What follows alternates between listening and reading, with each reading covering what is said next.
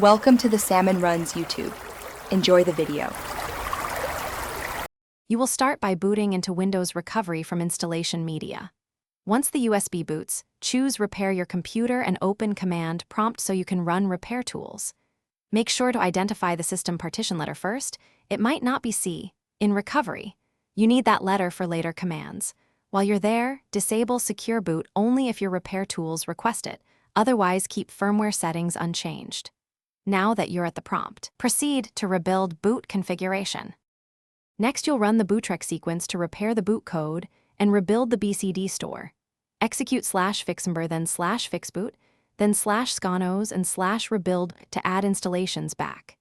If you encounter access denied on /fixboot, run bootsect /nt60sys or use diskpart to set the EFI/system partition active and assign a drive letter so the command can write.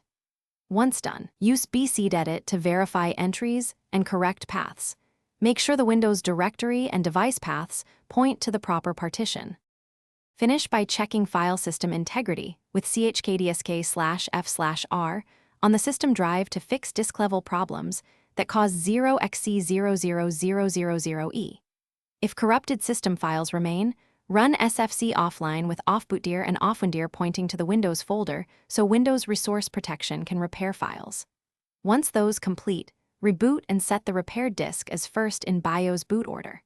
If it still fails, try safe mode or restore a system restore point. Key tip: keep backups and note any BIOS changes you made. Thanks for watching. Consider subscribing if we helped you.